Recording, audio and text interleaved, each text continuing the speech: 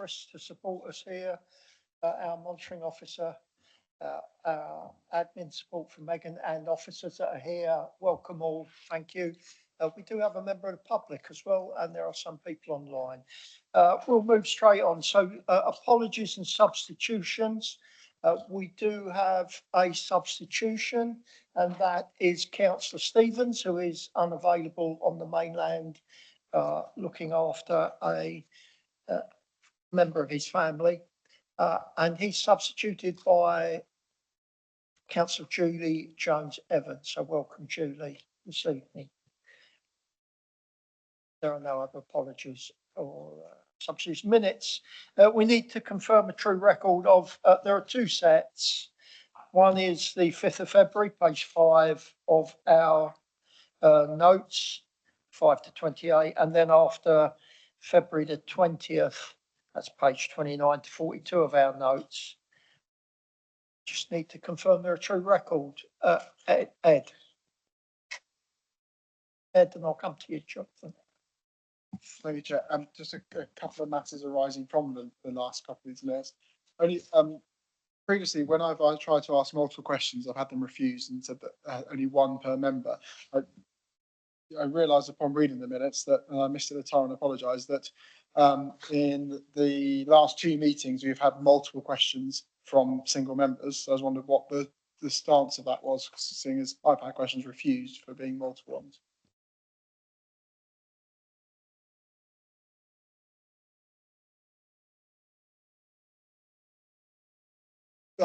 Well, yeah. Are we now allowed to ask multiple questions? Because if I was told at the beginning we couldn't ask multiple questions, then I'll defer to our monitoring officer. I think the answer is no, but I'll defer to our monitoring officer. Thank you, Chair. Yes, the answer is no. So it is a constitutional matter. Clearly, we're committed to reviewing the Constitution as we go along as a living document. So any potential changes, suggestions are gratefully received, and we can then put in front of members as to what future members wish to do in particular circumstances, such as the one you raised about questions. Okay, thank you. Thank you, Chris. Jonathan. Thank you, Chair. It's I think it's a point of clarification. It's page 30 of the minutes for 20th of February, and on that page it's the second Roman numeral where it talks about the recommendation in respect to the budget, subject to receiving an in-principle decision for exceptional financial support. And this is a point I think has been discussed at some points, but the problem in things being subject to that in-principle decision is there was a lack of awareness of the terms or potential terms of that, as it turned out, which tied our hands at full council. So I think in terms of the minutes, I'm asking if we can clarify what we agreed to, and if it could be clarified that we were unaware or did not agree to the terms and conditions, if you like. And we didn't even have a little box you can tick at bottom of a load of text, even if whether you read it or not. So can that be clarified in some way in the minutes? And I suppose the wider question is, are we actually bound by it because we didn't know the terms and conditions? So I'm not sure if that's quite a minute's point, but it's something that I think needs to be raised as it's our first meeting since the budget. I think it's an interesting comment that something is left out of the minutes. Don't know, bear with me.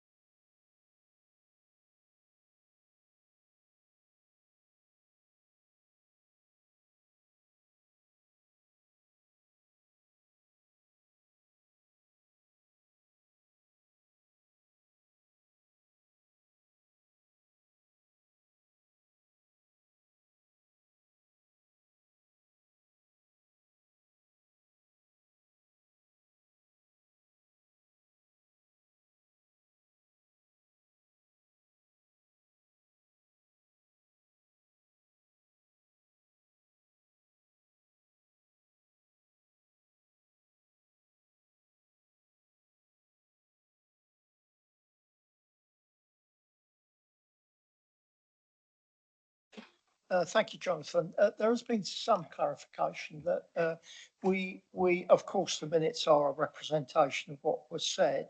I've made the point to the monitoring officer that there are things that are unsaid in there. What we could do is, assuming that we're happy to approve the minutes, but with the condition that there was clarification brought to us on that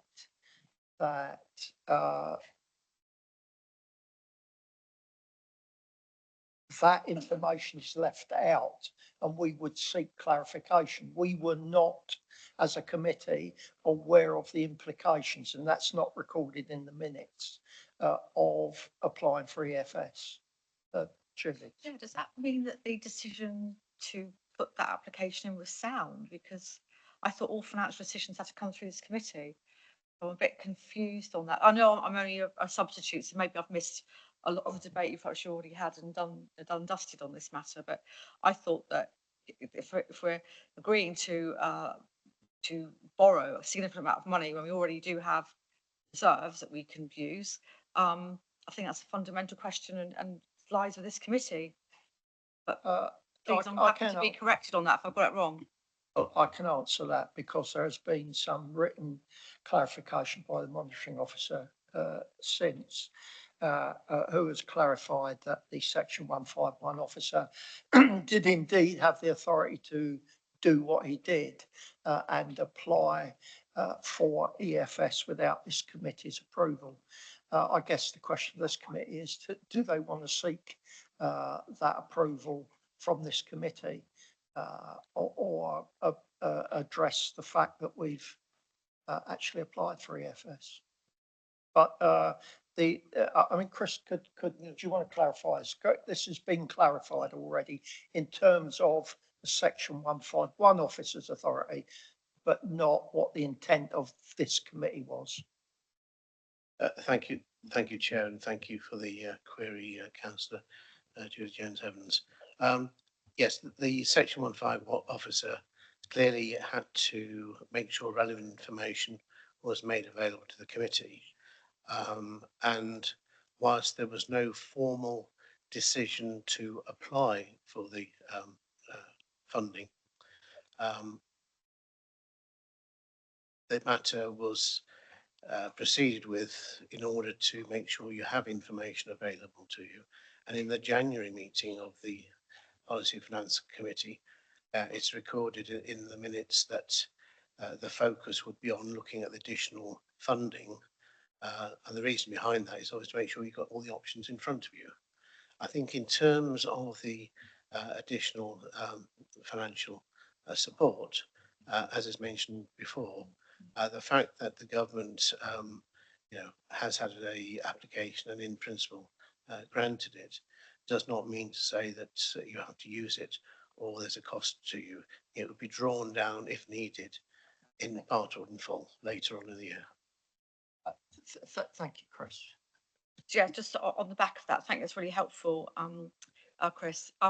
So on the back of that, could this committee say, no, because we didn't have a say to in signing off the document, and I want to obviously had the power to do that. But this committee could say, actually, but we do have reserves and we can say we do not want to draw down. You're saying it's an option. It's there as an option. We could actually say, be more of a positive statement by the committee to say, actually, we're going to draw on our reserves first. Thank you, Chris. I think we've this bit of a void in the minutes here has left us in somewhat of a quandary. But and I understand, Chris, what you've said there. The question is, given that this committee did not formally approve that submission, and if we accept the undertaking that it is within the discretion of the 151 officer to make such an application of his own volition, is it at the discretion of this committee, or indeed perhaps a full council of any committee, to decide on the dispensation of the use of those funds, if at all? Because the implication we've been given is, if we disavow in any way the EFS application, then that may have other consequences which have also not been completely made clear to us. Thank you, Chairman. Thank you, Councillor Jarman. I think that the fundamental is that full council obviously reached its decision on the budget. And obviously there's a desire amongst members, from what I can gather, to make sure that they have a decision should the funding be used at a material time or about to be used. So, I can't see any problem with that matter being discussed at the appropriate time with full council, however. But the fact is, obviously, the option is available. It's when it's going to be used is going to depend upon our financial position next year and how things are moving forward. But in terms of although the application wasn't formally agreed to be submitted, nevertheless, full council, indeed this committee, has adopted the option, the availability. But the point you make, Councillor Jarman, is right in the sense of, it doesn't mean saying we have to spend it. And I can understand why members would want to look at the situation and decide what the options are at the material time. Thank you. It's a supplementary. So if at the point that you've indicated that decision was available to be made or not made, as the case may be, on whose auspices would that decision fall? Would it be a decision solely of the 151 officer, or would it be a decision of the PFR committee to use or not use that available funding? Thank you, Councillor John. I think it's a very valid point to make. I think we always need to remember that the ultimate power rests in the hands of councillors through full council. And, one would be mindful of the need to get the decisions at the right level rather than necessarily seek to ask for and obtain delegated authority. The council budget and large funds like that are really matters which are designed for member involvement and member decision making because of the scale of it. So, and obviously I can't speak for others, but my clear advice, anything major like that needs clear direction and decision from members at the right level. So whether it's full council or this committee, again, depends on what we're talking about and the extent of the delegation. Thank you for that. So the clarification is it would be a member decision to use or not use those funds. That's the key thing. Thank you. Ed? Yes. Thank you, Jerry. Some of the point is largely made, but I think that we're sort of missing the point here. The fact that at full council we ratified a budget that in turn ratified the use of EFS, particularly potentially down the line. I think that mitigates against anything that the Section 151 officer's done. Purely the fact that this committee didn't make any decisions at all. It was purely we took on the stage that all options were still open going into the full council, and to that end, we needed to make sure all full options were on the table, including potentially EFS. Applying for EFS doesn't mean that you've actually applied for a loan. That will come to this committee if it needs to down the line through its business decisions. If it doesn't get to this council to a stage where we don't need to draw down those funds, then we will then be in a position where we have to then apply to the fund again, or to the government, to draw down from those funds. They're not there predetermined. They still have to be applied for on a case-by-case basis, as long as it meets the regulations set out in the EFS application. So I say this is all sort of a bit of a moot point, because it's going to have, through the process that we're going to have to go through, and the process we have gone through, we have, I'm not wrong, 100% not, Carl, but yeah, we're going to have, through the process that this committee is going to have to go through, it will have to apply for those funds itself through its own doing. Thanks. Now, Chris, our Section 151 wants to speak. I'm just going to make a quick comment, and then I'll come to you both after. Just make a quick comment. The budget is indicative. Budget isn't setting policy. It's an indicative approach by this council to manage its financial position. It doesn't condition this council to do anything, actually. I think what's being suggested here is that, however, this committee does have the authority and power to create policies. I think that's what's being suggested here. And one thing, and I'll say this as chair of this committee and as a member of the full council, I was not aware that by applying for EFS that we could not use our transformation reserves. I was not aware of that. Chris, would you like to comment? Chris Ward, he's online. Yes, thank you, Chair, and apologies I couldn't be with you today. I think the point has been made, but it's probably worth reinforcing that what you have with the application and the in-principle decision is a flexibility. It's it's an option available to the council to use if it needs to. The flexibility there was offered because it was the only way to effectively set a lawful budget at the time.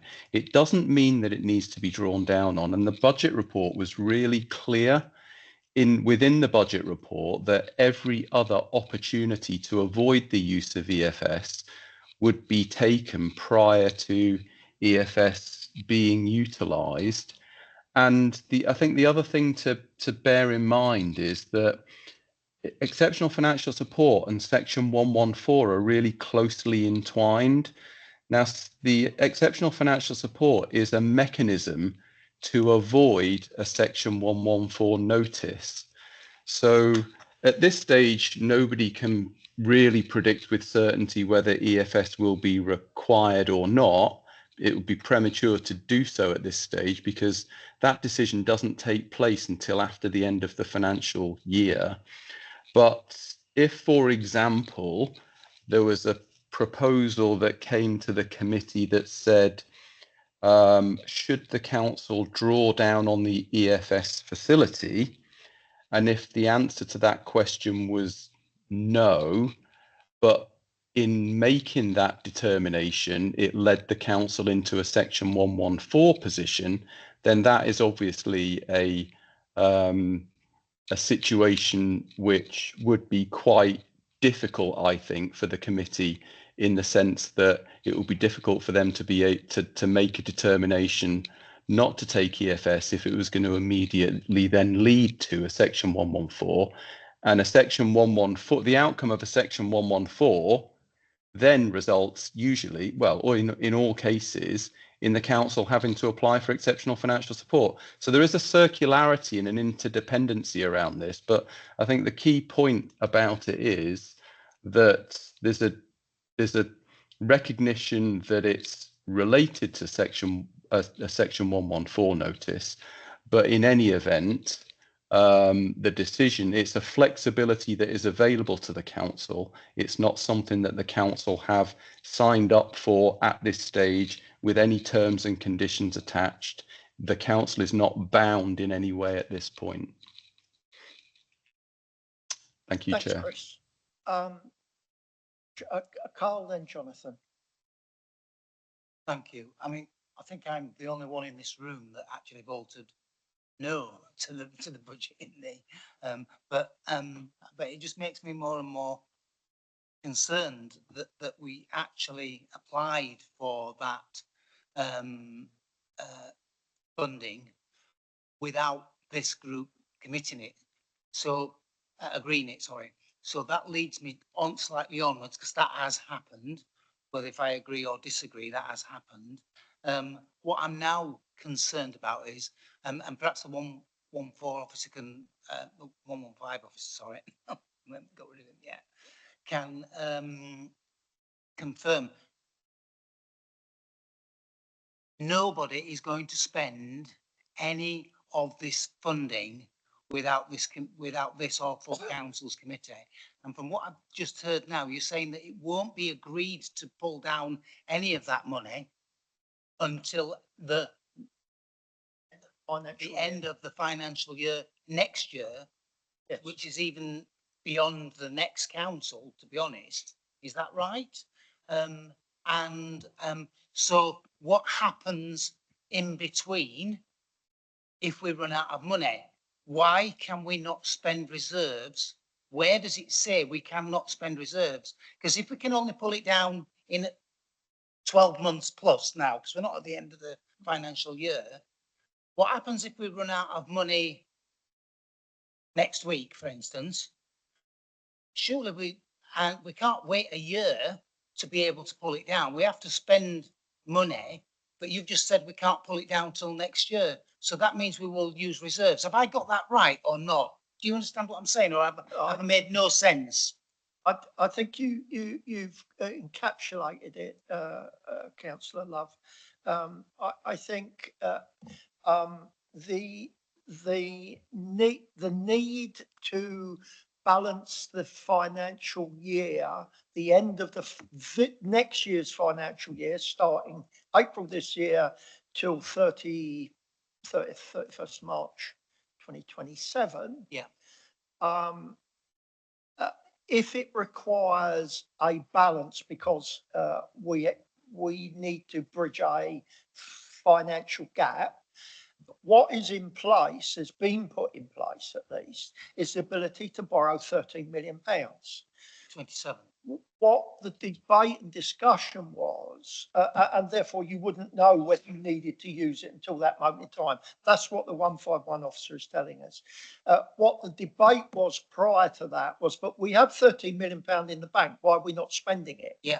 That was what the debate was, and what became apparent was that there were, the 151 officer has just said that there are no conditions. That is not my understanding and what I've been told as chair of this committee or as a member of full council. I was told that transformation funds had to remain because part of the EFS funding was that you transform the council. That's my words, not the section 151 officer's words. I clarify And therefore that. you need funds to transform. What the amount is, we do not know. I've never been told, and that was a condition, and it seems to have precluded the use of funds. I'm encouraged as chair of this committee that any decision on using borrowed money or therefore calling it down is a decision for this council. I think that's a step forward at least. But I think otherwise, what the section 151 has just explained to you is how I certainly understand the position. And I could just clarify it.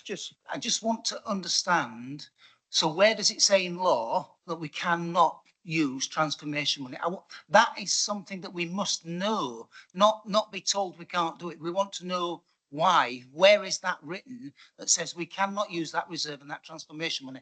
That is, we should know that because we're the ones that get hung out, not officers. I'm not disrespecting officers.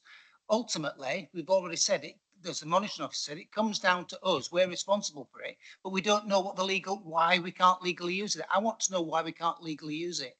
I'll ask the section 151 officer. Just before I do, I'm going to go to Councillor Bacon.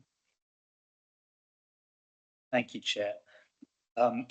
Sorry, it's my fault. All I was asking was if the minutes could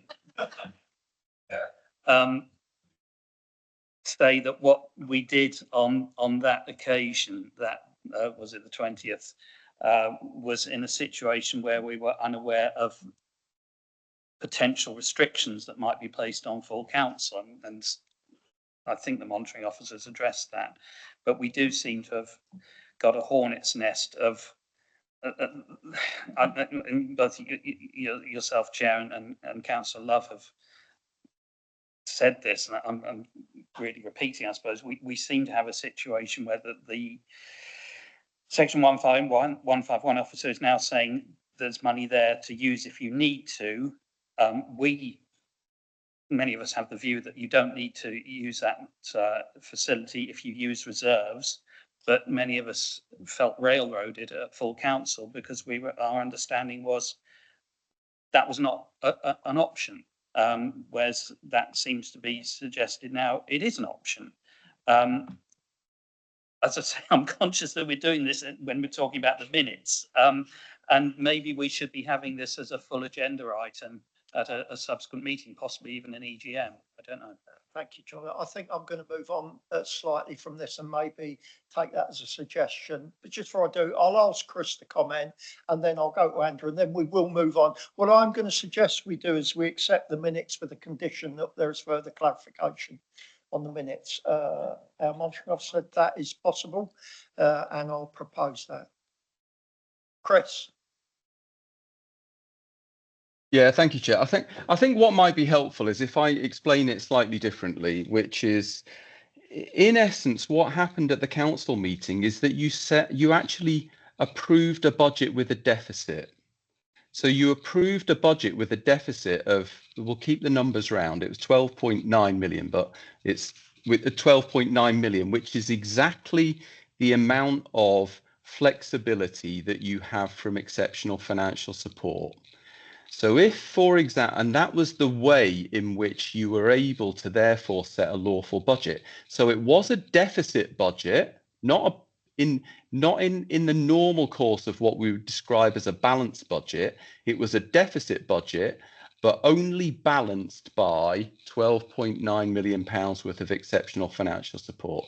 If the council said, we want to use the transformation reserve of 12 million, the exceptional financial support wouldn't be available because you're saying you don't want to use that. So you would effectively have to use that 12 million to then balance the budget, to make sure that you've got a balanced budget. And therefore it wouldn't be available for any other purpose because it would have been used solely to balance the budget. I hope that's a different way of explaining it. But in effect, you have set a deficit budget, but with the flexibility to use exceptional financial support such that if we get to the year end and that deficit manifests, you've got the ability to then draw on that support if required. Thank you, Chris. I will move, Andrew, and then I will move on. Thank you for the comments, colleagues.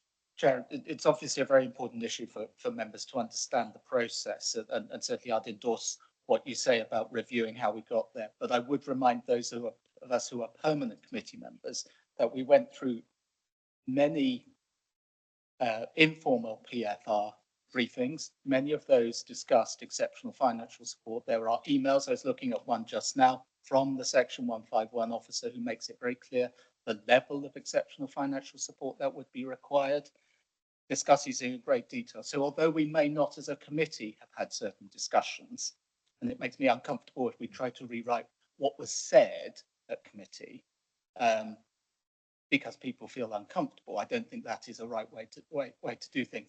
But reviewing to make sure that people do understand that actually they had a great deal of information.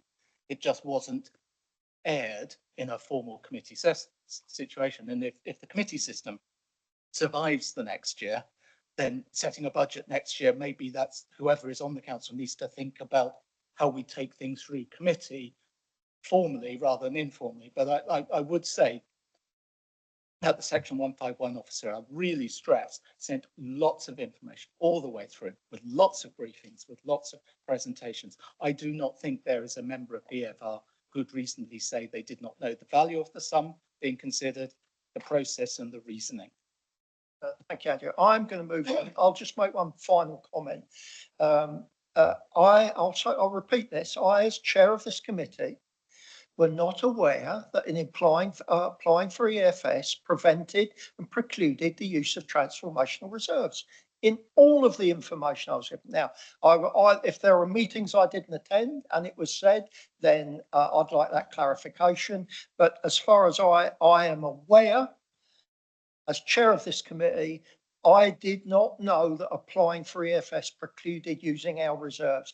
I'm talking about using any of them, £1 of them, any of them. I wasn't aware of that. I'm going to move on. Thank you for the debate. I'm going to move on. We need to approve the minutes. Thank you, Jonathan. I'd suggest that they are conditioned, certainly from the page 30 comments that were raised, that we condition them with further clarification on that. We've had some of it this evening, but I would like further clarification. And I'd also like to suggest that we take away consideration of a debate of this at a future PFR committee meeting. I need a proposal and a second for the minutes. Thank you, Chris. Who's second the minutes? Ian, thank you so much.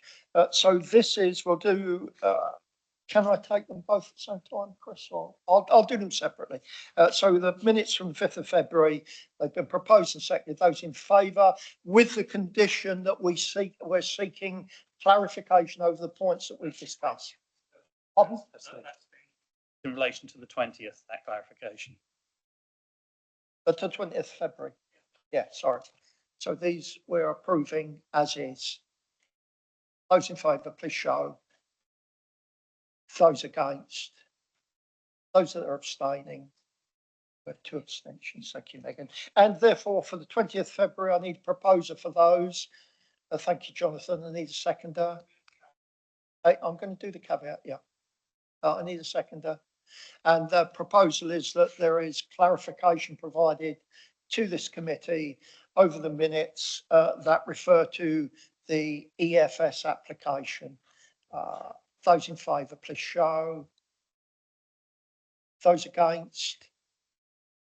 That's 1 against, 2 against. And those abstaining? 1 abstention. Thank you, colleagues. We'll move on. Any declarations of interest? Jonathan. Chair, I need to declare an interest in relation to the business rates matter 8D. I have a business that pays business rates, potentially receives relief. So I think it was a pecuniary interest. I will leave the room at that point.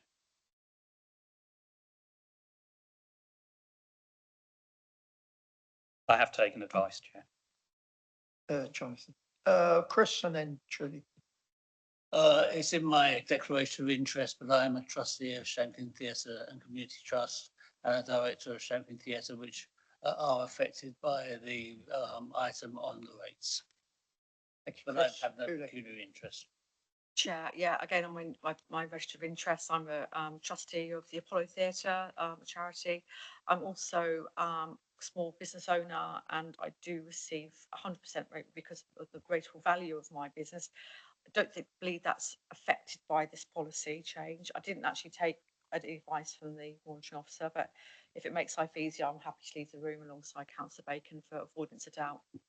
Thank you, Julie. I think the monitoring officer just confirmed to me that it is a matter for yourselves. Ed. I believe it's on my register of interest. I'm a trustee of a event club, which is a sports club that a cask which receives some support through the scheme. And I will say that my parents have a business that is under the small business relief scheme. So not a direct pecuniary interest, but a family one as such. Thank you, Ed. Chris. A non-pecuniary declaration that I'm also the trustee and the director of enterprises on the island, but neither of them are subject to business rates, and therefore it's not a pecuniary interest. Thank you, Chris. Any further declarations? Okay, we'll deal with those when we get to them. No further update on, I'm not going to update much except to say, in terms of devolution, the statutory instrument, the SI, was promised on Monday. It didn't arrive. That follows the pattern of government to date. On every single date has slipped. We are expecting it soon. Government are aware of the pre-election period starting on the 30th of March and are keen and engaged to make sure that is approved in Parliament before the 30th. So I'll update obviously by email when and if the, well, when it comes, not if, when the SI comes. Local government reorganisation still goes ahead. We are still waiting for government to decide on which option they're going to pick. I can't give you any further information. It seems a total blackout, even through our 2 MPs who are struggling to find any snippets of information in the corridors of power in Westminster. I'm going to move on further to public question time. There is a public question. I don't know. Hello, Rachel. Do you want to ask your question? Thank you, Chair. Charities and community groups bring significant external funding into the Isle of Wight each year through national trusts, foundations and grant programmes. For many small organisations, access to timely information about funding opportunities is essential to securing that support. The council currently subscribes to the Grant Finder funding database and has until recently circulated weekly alerts highlighting potential funding opportunities to local charities. We have recently been informed that due to capacity pressures, the council may no longer be able to continue to provide those updates. And given that many local Isle of Wight charities are small volunteer-led organisations that cannot afford to or do not meet the criteria to be able to subscribe directly to Grant Finder, which is acknowledged as the sector leader for this particular service, and given that a single successful grant application can bring tens of thousands of pounds into island communities, what action does the committee intend to take to ensure that Isle of Wight charities continue to be able to identify and access those external funding opportunities? Thank you, Chair. Thank you, Rachel, for that interesting question. The council does subscribe to Grant Finder and has several licences held by different departments across the council. I am unclear from your information where this information has originated in the past or what service this relates to. But I am sure that if you can provide this information, we can investigate that for you. But it is the intention of this council to continue to provide information to stakeholders. I hope that's helpful. That's very helpful. Thank you very much indeed, Chair. Pleasure. Julie. No, anyway, at all. That was, I think, previously this information was available through our place planning areas. We've got obviously the 3 managers. Due to UK Shared Prosperity funding no longer being available, and therefore our capacity to support our place plan areas being somewhat curtailed, I think, Mr. Rich is completely right with the answer she got, that it is a resource issue. But however, the doors are still open. So I think, we obviously want to make sure that we get as much money to the island as possible while we've got Grant Finder open. So if you wanted to talk to me as local member, I'm more than happy to. And maybe we could do something with community action as the biggest supporter of the charity of the third sector. Thank you, Julie. Absolutely essential that we help our stakeholders, our charities, our community and third sector with this information. We'll find a way of doing that. I can't give a definitive till we know a little more information. But thank you for the question, Rachel. I'm going to move on to members' question time. Any members' question time? There are no members' question time. We'll move on to item 7. It is marked in our papers as the exclusion of the public and press. That is to consider item 8A only, which is the procurement of Microsoft enterprise contracts. However, on the basis that you as committee members will agree not to mention the financial data in those pink papers, I'm quite prepared to move forward in open council and deal with this matter with our public and press in attendance. So if you give me that assurance, which I can see everyone is nodding in agreement, we will move forward without that exclusion. And the item is, Roger, why don't you present this to us, please? Thank you, Chair. So, good evening, Council. The item in front of you is a procurement of Microsoft enterprise contracts, as I presented at the briefing last week. Our contract with Microsoft renews every 3 years. It is up for renewal at the end of June, but the procurement process requires us to start that next week. So the considerable size of the sum, and we agreed not to talk about it, but you've had that information. It is a council decision, and it covers all licenses that we utilize from Microsoft on devices, servers, systems, and cloud services. I've requested in 2 recommendations to approve the commencement of that procurement, as previously discussed, and to delegate authority to the chief exec and section 151 officer to award the contract once that procurement is completed, so we can maintain the timescales that we need to comply by. If we don't purchase in the right timescales, there are consequences in negative charge or additional charges by Microsoft. That's in the standard terms and conditions. Thank you, Roger. I'm just gonna, before we go to question, I'm just gonna read out the recommendation again for people online that may not have the papers in front of them. Then I'll look for a second, I'll propose it and look for a second, then we'll go to question. So the recommendation is to approve the commencement of a procurement exercise to secure a license model that guarantees the ongoing legal use of Microsoft software within the Isle of Wight Council, including enterprise agreement and server and cloud enrolment as set out in this report, with a budget envelope of up to 2.5 million. And the second recommendation is to delegate the authority to the chief executive in consultation with the section 151 officer to award the contract once a compliant procurement has been undertaken. I'm proposing that. I'd like a seconder. Thank you, Ed. Ed has seconded that. Any questions or comments? Ed? Chair, I won't mention any specific amounts when to not prejudice the fact that I'm not into full council, but I do have a question regarding the finances to put to Chris Ward, please. The saving that's created out of this, again, I won't refer to it. Is that, because it has been potentially known about for some time, has that been worked into the savings that we were expecting to make for the next year, or is it a little bit of a Brucey bonus?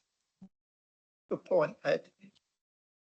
Thank you, Councillor Blake. I wish it was a Brucey bonus, but it has been worked into the budget that's been approved.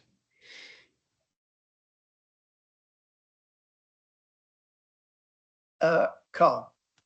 Yeah, I'll just ask about the timescales on this, because I personally am not in favour of giving delegated decisions unless they're absolutely necessary. That's just in most things. I'm sorry, but that's because ultimately we're held accountable for somebody else making a decision on our behalf. However good they are, with respect, we're held accountable for that. And so that will be my position on all of these delegated decisions, no matter what they are. Is it within the time frame to be able to bring back to us the recommendation to proceed on that basis afterwards? So rather than saying that we give you permission to award the contract, you go away, you sort out the contract and then come back for final agreement, is what I'm suggesting. And that will be my position on all of these things, because we are accountable for that, and I don't like giving away that. And also, if it does go wrong, which it won't, we know it won't, if it does go wrong, it's not my fault because I didn't make the decision, and I should be held accountable for that, not officers. I think before I come to Roger, I think the problem there, Carl, is that that's a recommendation and you're suggesting an amendment to that recommendation. I just add that the committee were briefed on this issue a considerable length a week or two ago, but thank you, because I'll ask Roger for a comment anyway. Thank you, Chair. Councillor, the timescales are quite strict in placing the procurement, as I explained in the briefing.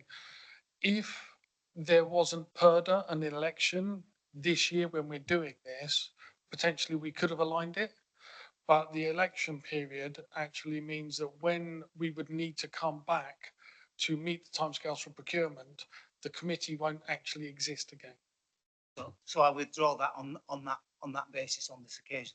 But I think I'm trying to set out what my principles are, and clearly to everybody in moving forward in future. We don't, because it's a protection for officers and it's accountability for us. That's kind of what I'm saying. So thank you for that. Thank you, Carl. Chris?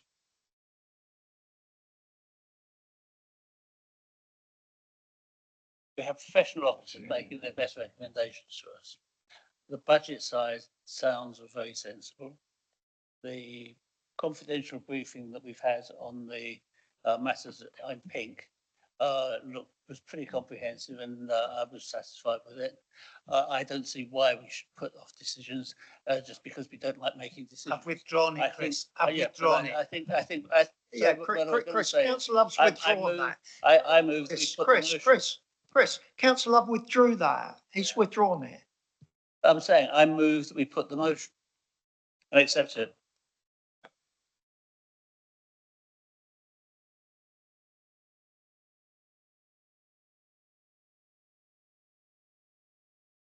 I'll move on to item 8B. It's our land and property asset disposal policy, page 67 to 90. I see that Claire's on the screen. Do you want to present and comment on this, please, Claire? Well, thank you, Leader, and good evening to all the councillors on the committee this evening. So just by very brief introduction, this report provides the committee with an update on the land and property asset disposal policy, which was originally approved by full council in July 25. As you'll be aware, the policy is designed to ensure that all council land and property assets are appropriately assessed for their potential to support social rent housing, and that is done prior to any disposal or alternative use is agreed. However, since the introduction of the policy, we've identified a number of operational challenges as a result. And in particular, the requirement for all routine estate matters to be referred through committee and full council, which has most importantly led to delays in processing, and particularly also in respect of cases that have not shown any real viability as an opportunity for social rent housing. Excuse me. So to address this, we've proposed some amendments to the policy, in particular the business as usual section at 4.2 of the policy, which has been set out in the report for your consideration. From an officer perspective, we believe that these changes would allow for routine on low value matters and particularly statutory matters to be approved under delegated authority rather than requiring committee referral. And we have made a commitment that obviously once we've got a bit more operational experience with the policy, we'll undertake a further comprehensive review, which we'll do once we've got the new council term in place. So essentially I'll hand it over to any questions or comments that you may wish to raise with me. Thank you, Claire. I'll come to you, Chris, after Julie. I'll read the recommendation. Look for a second there. I'll propose it and second it. And the recommendation is that the committee approve the proposed amendments to the land and property asset disposal policy as attached at Appendix 1 and recommend its adoption to full council. I'd like a seconder for that. Chris has seconded that. Julie and then Chris. Thank you, Chair. When this policy came to full council last summer, I believe it was last summer, I voted against it because it was the recommendations actually was clear, but there was also a lot of risks that were flagged up within the policy with that paper, and I hadn't seen that many risks before. And I believe this policy is fundamentally flawed. I would rip this policy up and start again, using the expertise of our professional officers that we have. I know this actual policy is heavily influenced by members writing sections of it, and I think that's highly unusual in such a technical policy area such as property. As we just heard, we heard Councillor Quirk say about Mr. Brown having his expertise in IT. I don't see this as being any different whatsoever. I have utter trust in our officers. So I think this whole policy has been a brick, a blunt instrument, and actually what needs a scalpel, because bringing housing forward is very, very difficult. It's very it's got to be place based. It's got to be about the site. It's got to be also enable developers to come forward. And I don't believe any developer looking at this site, looking at this policy, is encouraged in one bit to come and build social housing on the Isle of Wight. I believe it's actually done us damage because nothing's happened. I mean, in my own ward, you know, you're probably sick and tired of me hearing about it, but you know, we've got Pile Street site, which we've been working on in Regen as a site where we've been identified to bring in some mixed use development there, and particularly key worker housing, which we badly need, and also student accommodation, which again is needed and is an instant place-based approach for the county town of Newport and the needs that they're in. However, this policy is making us go down the road, and they're going to be deciding on Monday. Unfortunately, I'm not unavailable to be here. Otherwise, you'd hear this speech all over again, so you'd be quite glad. But you know, this policy is making us look at this site to deliver social housing. So this council's saying at the minute that a small site, very awkward site that no one's looked at, it's been derelict and empty for at least 10 years, complete eyesore when you come into Newport, a real thorn in my side as the local ward member. No one's come forward because it's unviable, you know, for that housing. And do you really want to put people that are in need of social housing, rental housing, on the busiest roundabout in Newport, in tower blocks with no gardens and bad air quality? Is that what really about as a council? I don't think so. Let's take a place approach. So although I'm really glad that these tweaks are enabling officers to get on and do their job day to day, and they absolutely need to do that. And also I would say I would probably encourage that actually let's put some more resources into property, because I think that's again is what's needed. If you've got a policy, you need to back it up with the resources to deliver.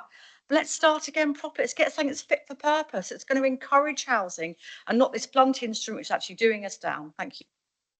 Basically, I'll just make a point that the motion, the recommendation is for the amendments, not the entire policy. But I do accept the point that if you make amendments, they're adopted into the full policy. Chris. The background to this, the original motion to the council was the lack of transparency in what was going on. And I think we need to have something in place that gives us transparency. I actually agree in large part with what Judy's saying, because what we need is affordable housing, not just social housing. We need starter homes for people who actually work and contribute and are struggling, just as much as we do for people who are unemployed and struggling. So it's not just social housing, because it's affordable housing. But that's something that I think, and you know, maybe whoever's sitting around this table in a couple of months' time could be thinking about. I think this is a good start. I think I understand the way that it's causing problems for officers, and I think this will largely reflect that. I would like to propose an amendment on item 5.2 because I think we need to build into it early consultation with local members. And I think that the first item under 5.2 should be at the start of all identification of sites, the local member should be informed and consulted, and then renumber them. Thank you, Chris. That sounds like you're proposing an amendment. Yeah. Could we have the wording of the amendment?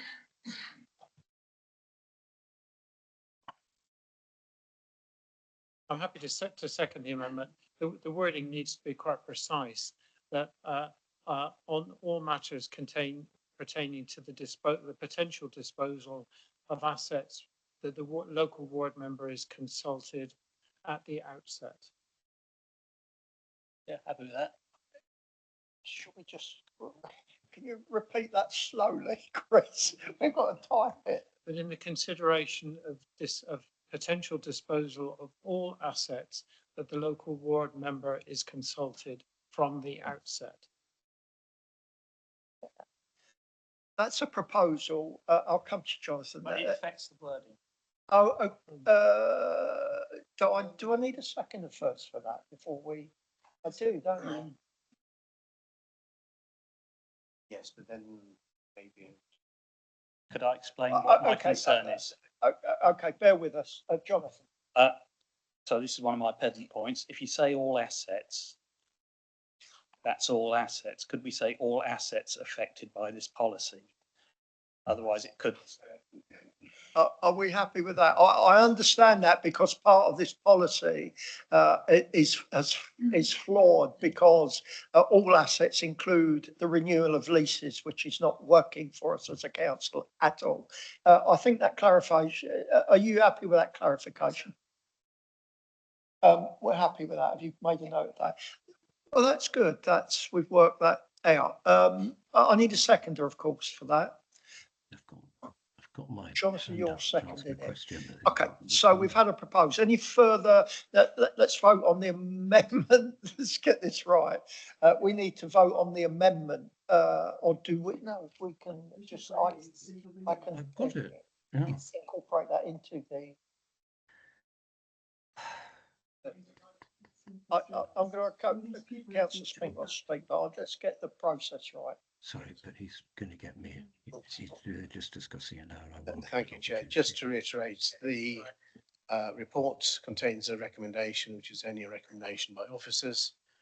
Obviously, members table motions at committees. So unless you've actually tabled a motion already, Chair, if you haven't done that, then what's been put forward is effectively the motion with those words put in to agree the officer recommendation subject to the additional wording recommended by Councillor Jarman, seconded by Councillor Bacon.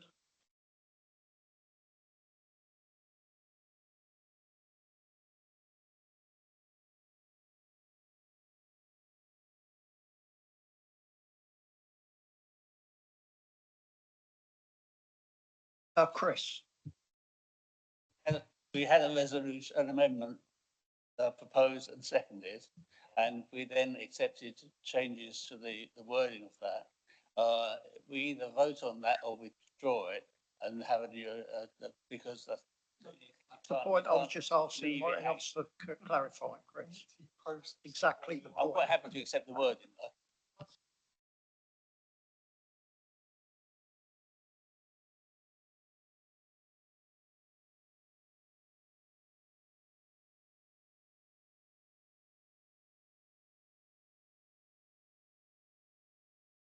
But that has to be incorporated into the policy, Chris. Yes.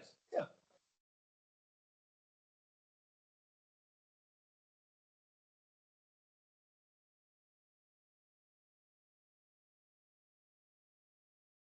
Okay. Councillor Love seconded that. Any further comments? Jonathan? Yeah, as I think we're now going to go on to a substantive vote. I just wanted to question, paragraph 11 says there are no direct financial implications associated with the proposed changes. I'm just wondering if that's correct, because paragraph 5 refers to the operational challenges the existing wording has had. Paragraph 6 refers to a significant increase in officer workload, diversion of professional capacity. Paragraph 8 refers to there having been unnecessary assessments. Does that really mean there's been no financial implications in making this, quote, improvement, and we're not actually saving a bit of time and money? I think item 11 is certainly a nod and a wink and an inference, if not a direct statement, that it relies to priority estate management work rather than land assets. And I think that was part of the flaw of the policy in the first place, where renewal of leases under asset management were impacted by this, and the leases couldn't be renewed until the whole process of seeing whether a building, a factory on Riverside, could be considered for social housing. It's a flaw in the policy, or was.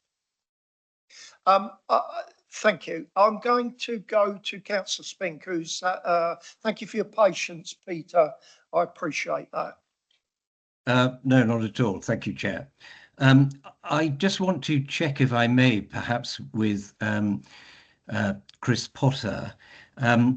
I would like to discuss with officers just some of the detail of the proposed amendments. And I didn't want to do it in this meeting and take up time unnecessarily.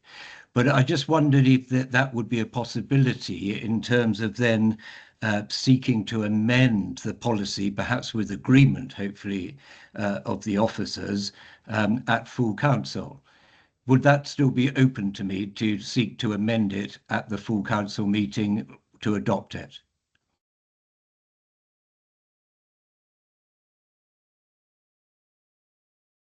Thank you, Chair, and thank you, Councillor Spink. Members are likely to be, I suspect, voting for the motion, which is to recommend changes to the existing policy.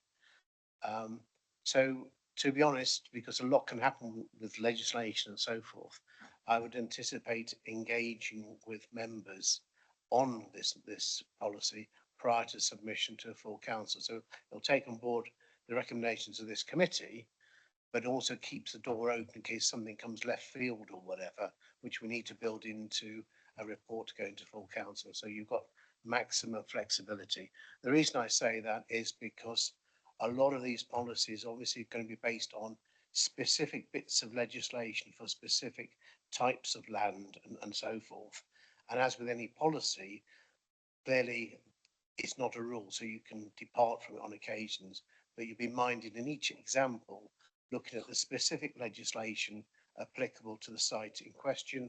For instance, I think it's mentioned in the report about the statutory rights of local authorities to acquire land under section 120 and local government act 72, if it's effective for the benefit of the area and so forth. So yes, as a short answer, I think it'd be sensible to engage with members to make sure that we get as best a policy as we can at the material point in time. No, that's very, very helpful. Thank you, Chris. And if I may just be permitted to comment briefly. A question, please, Peter, rather than a comment.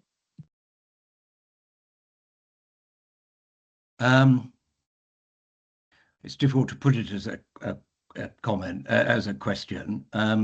I won't make the comment. I'll make it at some other stage in that case. It was only going to be a polite comment about reference was made, frankly, to the policy having been drafted by somewhat strangely by councillors. And no doubt that was a reference to the involvement that I had.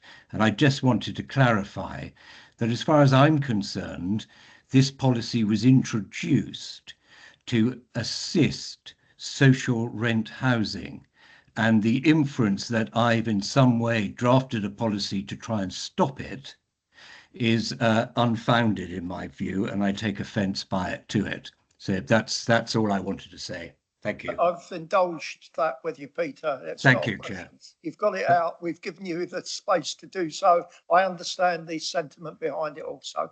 I'm going to move on. Thank you. What's been proposed, recommended. Those in favour of the recommendation with the... Okay, thank you. Those against, one against, no abstentions. Let's move on to item 8C, Blue Badge Compliance Policy, page 91 of our papers. Have we got an office? Yeah, Erin, thank you. Thank you, Chair. The report that you've got before you, councillors, is around the introduction of a new policy for blue badge compliance and misuse. Currently, we have around 10,500 blue badges in circulation on the Isle of Wight. Along with that increased demand for blue badges comes increased misuse, and that's the national picture across the country. We are very conscious that misuse undermines the integrity of the scheme and makes it more difficult for legitimate badge holders to access the scheme. The policy, which is at Appendix 1, sets out the legislative powers which a local authority has for its civil enforcement officers to inspect badges and make challenges if they suspect any misuse, and also to issue penalty charge notices if drivers aren't parking correctly. There's also further legislation which allows authorities to prosecute people who are found guilty of misuse. In terms of the policy as well, we've also included how the council will come to decision making around whether to pursue a prosecution. We're going to do this on the basis of making a panel of senior officers to make those decisions, done in the same way as other areas within the council. If the policy is introduced, we will be looking to also put some communications messaging out to residents around not just things around misuse, such as what action can be taken against misuse and how residents can report that, but also just general communications around how people can access the scheme, how to make an application, and general information around the expiration dates of badges, what they should do with old badges and things like that to try and prevent misuse as much as possible. I'm happy to take any questions or comments, Chair. Thank you. Thank you for that, Erin. I'll read the recommendation. It is that the committee approves the draft blue badge compliance policy as detailed at Appendix 1, which sets out the Isle of Wight Council's approach to enforcement process relating to blue badge misuse. That's seconded by Councillor Blake. Any comments or questions for Erin? Well, look at that, Erin. That's a good, I'm not encouraging questions, Julie. Go on then. No, it was just sort of thank officers for all the work on putting this paper together. And, I think people who maybe unintentionally misuse the badge by thinking I'm going to go and getting a loaf of bread for my mum, they've got to understand this is a real privilege, blue badge scheme. It does, it costs money, and any kind of misuse of it kind of breeds suspicion as well on other people that are using it. So I think it's really, really important that this word gets out and this work is done. So yeah, I'm completely behind this policy, absolutely. Thank you, Julie. That's a piece of work that was essential and needed. I think there are concerns and we're addressing those with this amended and updated policy. It's been, did I have a seconder? I did, didn't I? Councillor Blake. Those in favour of adopting this policy and the recommendation, please show. That's unanimous. Thank you all. Thank you, Erin. And we'll move on to the business rates, discretionary rate relief changes. That's page 119. Claire. That's also me, Chair. Well, have you got two jobs? I've got many hats. Oh, okay. Yes, sorry. Thank you, Chair. So this paper that you've got is around the existing policy for business rates discretionary relief.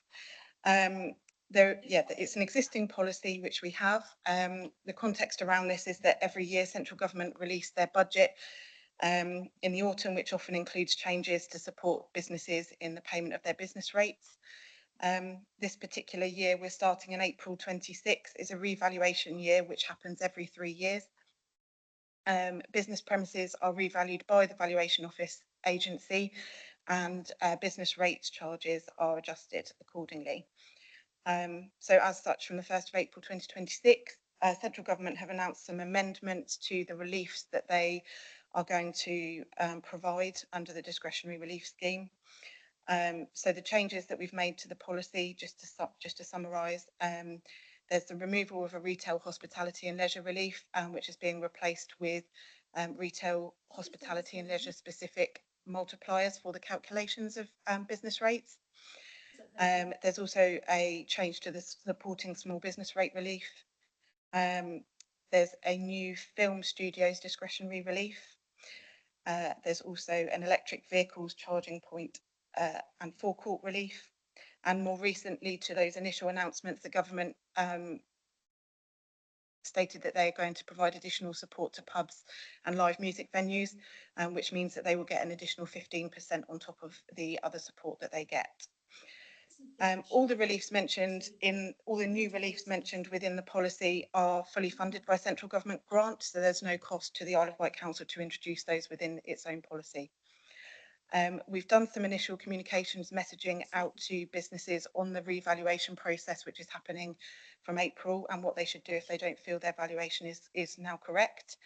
And following this evening's meeting and around our annual billing timetable, we will be putting more communications out around the retail, hospitality and leisure changes for affected businesses. Happy to take any questions or comments. Thank you. Thanks, Erin. I'll come to you, Ed. So that the recommendation is that the committee approve the draft policy for the granting of discretionary non-domestic rate relief as set out in Appendix 1. Like a secondary, Councillor Blake, thank you. Any questions or comments for Erin? Councillor Blake, Ed. Thank you, Chair. Just looking at page 145, we have a list of sports. There's a couple in there that I've never heard of, and Google hasn't either. But however, it was last reviewed, that definition last reviewed in Sport in 2002. Is that something that we are able to change in the wording of that to maybe include, even if it's something as vague as saying that something can be applied for to as a accepted activity? Just thinking of things that there isn't things like paddle in there, and that's obviously a growing sport on the island. Just is there some way of putting something in there for someone to apply to get their recreational activity accepted as an acceptable recreational activity? We can look to include that wording. Absolutely, yeah. Is there a process for that? I think Councillor Blake's answered. Is there a process, or what is just an application? Yes, sorry, yeah, there is. Yeah, so you would just they would make an application to the business rates team, and they can do that just by applying directly to the team, emailing, and they'll be able to advise. Just through you, Chair, just there would be some kind of wording in the policy to say that you can put it. I can amend the policy, and also yes, that would be the process for them to go through. That's angling, yeah, not fishing. Any further comments, questions for Erin? Therefore, it's been proposed, seconded. Those in favour of this recommendation, please show. Those are that's unanimous. Thank you. For those in the room, noted that we have 3 councillors absent from the room because of their declaration of interest. Thank you.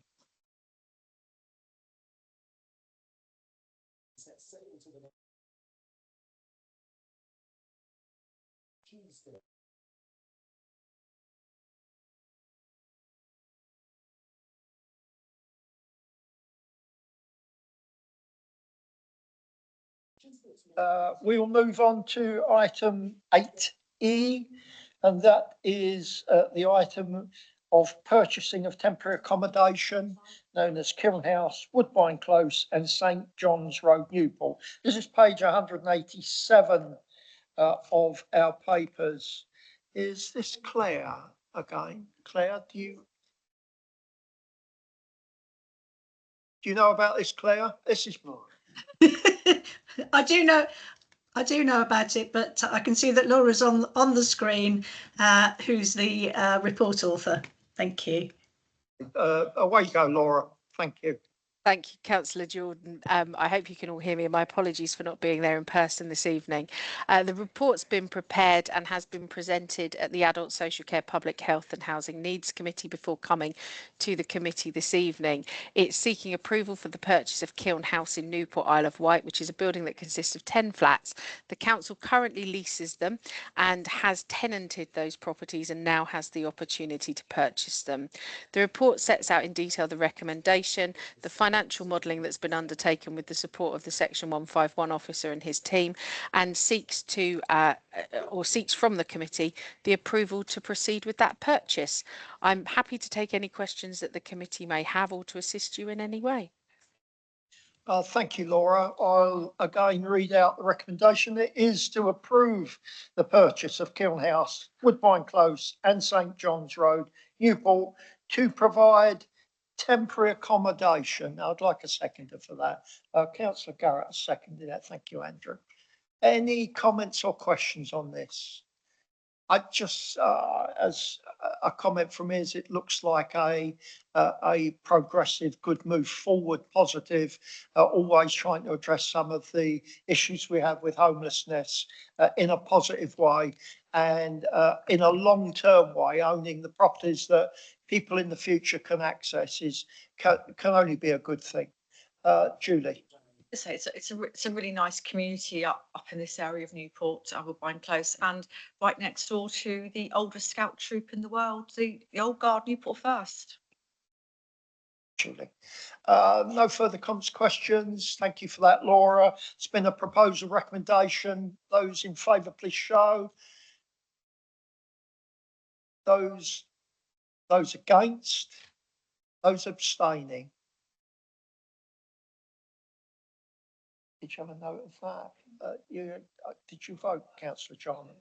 Did. I didn't. I'm sorry, I didn't see it. Can we just show again those in favour? Thank you so much. That's unanimous. Just a wave, Chris. Thanks for the clarification.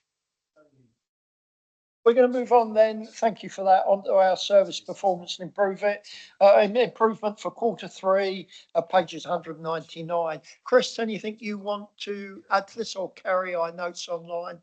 Anything you want to add? How well it's all going, Chris? Oh, you're going to do it, Claire. It's like doing the hokey cokey, isn't it? So the first report, which is the quarterly report, I think is in my name. So I'm happy to introduce that element of the report. So as members will see from the paper itself, this is the quarter 3 service performance report for the period October to December 2025. And as you will know, it provides a summary of our progress against key performance indicators and draws your attention to particular areas of improvement and pressures that are being experienced in relation to those. And again, as is usual practice, we have provided for contextual purposes, provided the reports of all other service committees as appendices, just so that you've got a rounded view of performance across the organisation. I'm obviously happy to answer any questions that members may have in relation to the performance elements for corporate services, and if there's comments or concerns or issues in relation to anything else, we can obviously seek to get information to you.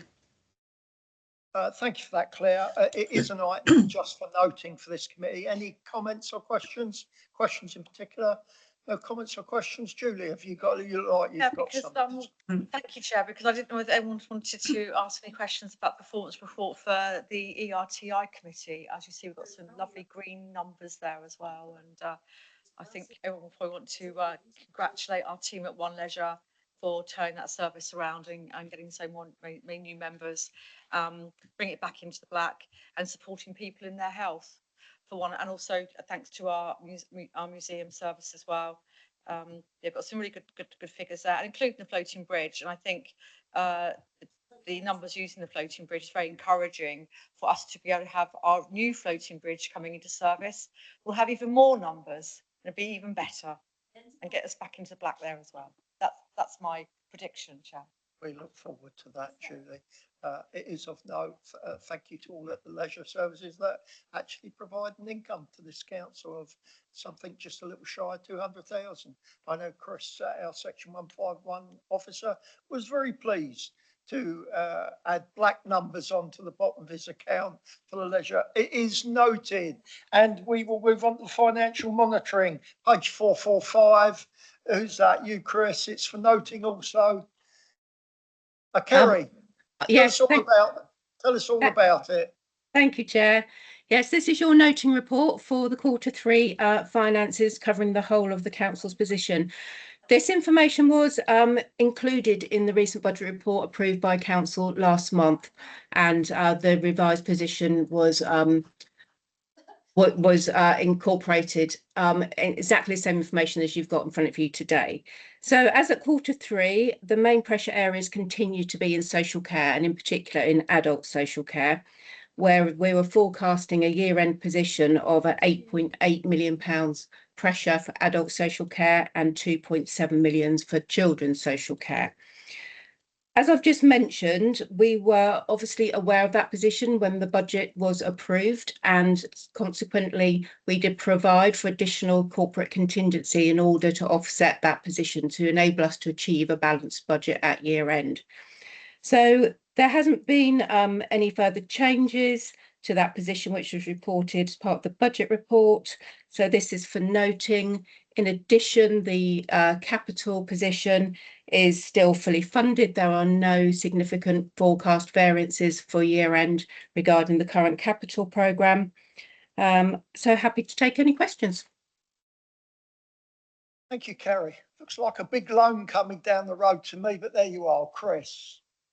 Kerry, thank you very much for that. Could you just confirm, contrary to a number of reports I think many of us might have read in the press this week, that on page 457 you report that the actual debt figures are down rather than up?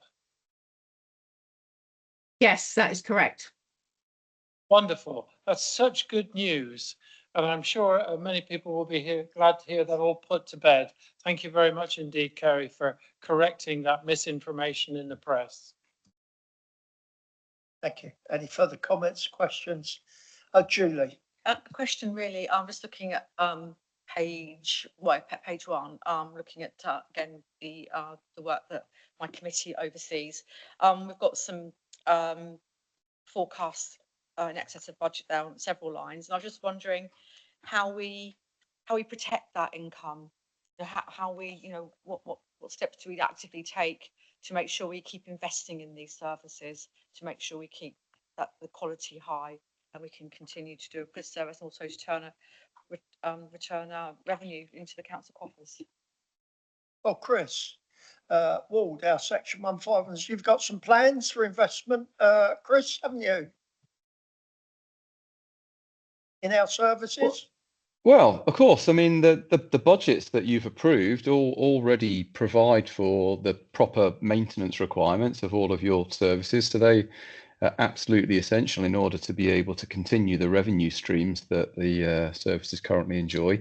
Any necessary capital investment comes through the capital bids process, as you know, and that also comes through full council for full council to approve as and when required. So the process is in place in order for that to continue. Thanks, Chris. We're comforted by that news and information. A supplementary. Of course, not all investment is capital investment. You have to invest in people as well. Is another point I wanted to make. But we're not here to go through it line by line. But obviously, there's one that does stick out, and is the crematorium income as well. And that probably could be a big capital investment going to be coming down the line there. I know it's not this committee's purview, but this is the mother committee I like to think of. So, and there's some big numbers there. Is that a comment? But I mean, yeah, I mean, I'd like to, if Chris Ward has got anything to say about the crematorium, that'd be interesting. But if he hasn't, then I'll take it as just I'll leave it hanging. Have you got anything to add? Chris hasn't got anything to add to what you just No said. comments about the crematorium, Chair. Yeah, thank you, Chris. Just to say, look, we continue to knock the door of government. And there are plans, there are meetings. We will continue, this council, whether it's me or anyone else, will continue to knock the door of government to get the funding that we believe is fair and we believe of evidence for delivering the services that government want us to deliver. There are meetings coming up in the next couple of weeks. It looks like we're going to go back to ground zero with government and ask them, how do you want the numbers and the figures? What is it that you want from us that you haven't already had that demonstrates you're not funding us in the correct way? So that will continue long after I'm gone, I'm sure. Long after I'm gone, and future councils will be tasked with doing the same thing. We have two MPs that work hard at this. Both of them, Joe and Richard, continue to knock the door of government. Joe in particular asks very awkward, difficult questions. I'm very pleased that he's able to do that on our behalf. And Richard manages to open doors slightly easier than Joe. And they both work in a positive way for this council, but there we are. Meanwhile, we'll move, Carl, and then we'll move on. Yes, thanks, Chair. I think knocking on government's door has been going on a long time. I remember Dave Stewart banging on doors long before, and we're getting nowhere. I mean, I just use always a very simple analogy that, you know, we've given government £100 million a year towards austerity. We've played our part as an island people towards this national crisis. All we're asking is 25% of that £100 million back, which is £25 million. That seems absolutely fair, proper and right. We have supported them as an island people. Why can they not see that they're still getting their £75 million and we can have £25 million back? That's all we need at the moment. And that seems perfectly logical and fair to ask in that very simple way that people understand. And that is what is killing our island in terms of finances, is that removal of that particular book. I know I'm going over all stuff, but I'm saying Conservatives have done it, you've done it, Laura did it, other people have done it. This government is just completely and utterly blind. And sorry, you as well. Yes, sorry, you as well. Everybody's blind. And that's the point that I make. That's all we need. It's only fair that they give us 25% back. Just a quick clarification before I move on. We're £100 million less since 2010. It's not £100 million a year. But the problem is that government use formulas to calculate our funding, and the formula doesn't seem to work for our island. The problem we've got is to get government to recognise the island is unique.